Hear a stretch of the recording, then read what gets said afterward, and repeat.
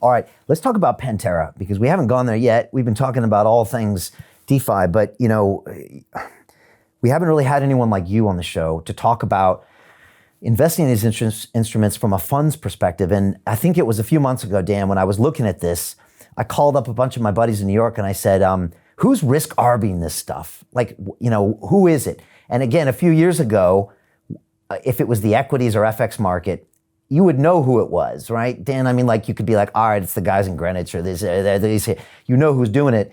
But then with blockchain, I always wondered, I don't know who it is. Is it some people in Russia or Tel Aviv? And then I realized, some of your funds do a lot of that, like really interesting short-term looks also at crypto and investing, including long-term stuff. What is your life like as a fund? How do you look at these things? And what are some of the instruments you offer to investors with those different risk profiles? Maybe you could explain that.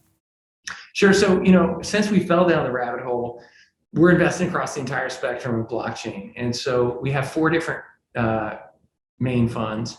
One has daily liquidity, and then venture has 10-year lockup. So, we cover the entire spectrum of just massively liquid all the way through normal hedge funds and venture. And it's trying to offer investors, a match to whatever specific sector they want to be in or whatever liquidity profile. So our Bitcoin fund is like an ETF, but it exists. ETFs don't exist yet. That allows investors to come in any U.S. banking day and come out any other U.S. banking day with no lockup. So it's a very efficient way for people to get exposure to Bitcoin. And then we have 2 quarterly liquidity hedge funds. And again, there's no lockups. We're trading things, like Polkadot, Audius that are massively liquid. So we don't need to lock people up. So people can come into our liquid token fund any month and come out at the end of any quarter. And then the ICO / early stage token space, it's now a bit slower because people want to hold things for a year to not be seen as unregistered securities. So that fund is people can come in every month. And every quarter they can ask to come out, but it does take 1 year to get the money back because we want to be able to hold things for SEC reasons. And then, venture obviously is straightforward, just investing in equities. So that was great. And we essentially were the first of each of those things to be launched in the United States. So we ended up with 4 separate funds. What we found is that particularly endowments really want an all-in-one blockchain type fund. They don't want to pick, is it early stage tokens or is it venture that's going to be best? So our current fundraise is a fund that covers the entire blockchain spectrum, all the way from very liquid things all the way through illiquid venture and pre-auction tokens. And that's been popular. And the other 2 reasons I actually think it's a better format for now is back in the day, equity and tokens were totally different. You would invest in projects like Bitcoin or Ethereum that just have a token and they would never have equity, or you'd invest in companies that would just be, using blockchain tech to do something better, faster, and cheaper, but they would never have a token. The world's much more complicated now, and so a lot of projects have both equity and tokens, or they start out as equity and become tokens. So having all-in-one, this blockchain fund that we're launching, allows essentially both assets to be in the same fund, and so LPs in the fund are going to capture value. Like Brave being an example, the equity might do well, the basic attention token might do well, or maybe one goes to the moon and one goes to zero. And so it's nice to have it all in one fund. So the investors are hedged. And then the other bit that you mentioned is there's often a huge swing between value in tokens versus venture. And we just saw it. Tokens came down 55% over the space of a few weeks. May 17th was actually the most volatile week in Bitcoin history. So huge move. But venture is very slow to change and reprice. People are still doing term sheets from 3 or 4 months ago. Entrepreneurs still want the prices they heard a few months ago. So this new fund, we're able to essentially swing with that pendulum. And just recently we bought a bunch of liquid tokens in the fund because they were very cheap, and now they're starting to head back up. And I could imagine a time, a year or 2 from now, where tokens are really expensive and venture's cheap. And so we'll sell the tokens and buy an venture. And then you did mention high frequency trading. We do that in our liquid token fund. We have a quant team that's built a bunch of models over 4 or 5 years, where we trade HFT across a lot of different tokens on a lot of different exchanges. and just trying to extract the inefficiencies. And you're talking about risk arb. We're in such a primordial market. There's a lot of inefficiencies.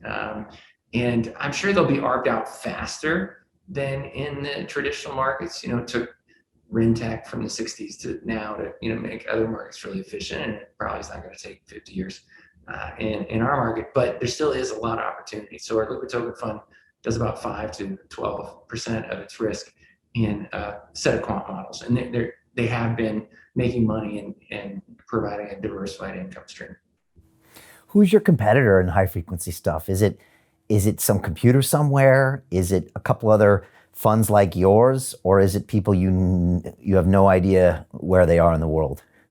Yeah, I'm not sure that many of our kind of venture competitors in the space do HFT trading, but there's a ton of HFT shops like DRW and Jump Trading and firms like that also trade crypto. And so, I'm sure they're the ones we're mainly competing against. And there's 5 years left in this market, you're saying, probably, or more, a little more. I think there's a long time. I would say, I started on Wall Street in 1987, and I was like, wow, this stuff's not going to last. It's all going to get arbed out. Maybe I'll go back to being a structural engineer. This thing's not going to last.